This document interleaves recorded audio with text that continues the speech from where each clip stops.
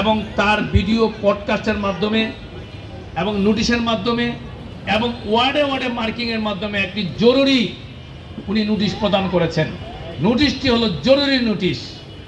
ওই নোটিশে মাইকিংয়ে বলা হয়েছে যারা চলমান এপ্রিল মাসের মধ্যে এই গভীর নলকূপের আবাসিক গভীর নলকূপের রেজিস্ট্রেশন না করবেন এবং রেজিস্ট্রেশন করার সময় দিয়েছেন এপ্রিল মাস, তাহলে এই গভীর নলকূপ ব্যবহারকারীদের বিরুদ্ধে 10 বছর 15 বছরের যত জরিমানা আছে সব জরিমানা যোগ করে তখন মোটা অঙ্কের জরিমানা সহ আমাদের নাগরিকদের ব্যবহারকারীদের প্রদান করতে হবে এবং যদি আমরা না দেই তাহলে আমাদের পস্তাতে হবে বলে উনি জরুরি বার্তা দিয়েছেন। আমরা ওনার এই জরুরি বার্তা আমরা এটা প্রত্যাখ্যান করেছি নারায়ণগঞ্জবাসীর পক্ষ থেকে এবং সিটি কর্পোরেশন আমাদের পক্ষ থেকে। উনি হয়তো জানেন না যে 30 বছর যাবত এই আন্দোলনটি চলে আসছে নারায়ণগঞ্জের এই গভীর নলকূপের বিষয়টি।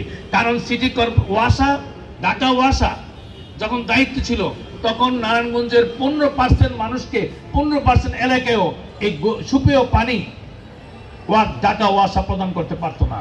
পানি প্রদান না করে কিভাবে মানুষের কাছ থেকে পানির বিল নেয়, যার কারণে মানুষ বাধ্য হয়ে সিটি কর্পোরেশনের নাগরিকরা বাধ্য হয়ে যার যার বাড়িতে যার যার জমিতে যার যার সাবমার্সিবল কল কিনে নিজের বিদ্যুৎ বিল নিজের মেশিনারিজ কিনে নিজেরা শুধু পানি পান করছে জীবন বেঁচে থাকার জন্য পানি পান করছেন। আর ওনারা যুক্তি দিচ্ছেন মাটির তলের মালিক আর মাটির উপরের মালিক রাষ্ট্র। আমরা অবশ্যই মাটির উপরের এবং মাটির তলের সম্পদ যদি রাষ্ট্র হয়, রাষ্ট্রের মালিক তো জনগণ, তাহলে আমরা জনগণ হয়ে জনগণ নিজেদের পানি খাবো, এতে আমরা ট্যাক্স দিব কাকে? এটা আমরা মহামান্য হাইকোর্টের জন্য আমরা রিট পিটিশন করেছি। সিটি কর্পোরেশন আগে সবাইকে সুপেয় পানি প্রত্যেকের বাড়িতে পৌঁছে দেওয়ার ব্যবস্থা করুন।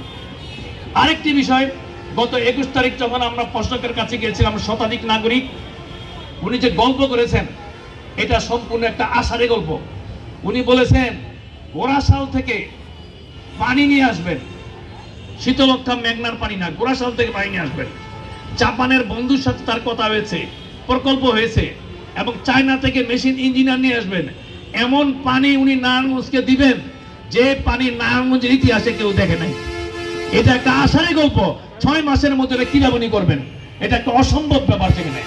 অতএব তার এই বক্তব্য উনি নিজেকে প্রমাণ করে দেখাইতে হবে 6 মাসে কিভাবে গোরাশাল থেকে জাপান থেকে মেশিন এনে চায়না থেকে ইঞ্জিনিয়ার এনে উনি নারায়ণগঞ্জের বাসীকে পানির সমস্যা সমাধান করেন, এটা তাকেই প্রদান করতে হবে। আমরা আরেকটা জিনিস লক্ষ্য করছি, সিটি কর্পোরেশনের প্রশাসক উনি প্রায় বিভিন্ন পডকাস্টে বলছেন যে আমরা তার বক্তব্যটাকে আমরা বিভ্রান্ত করছি।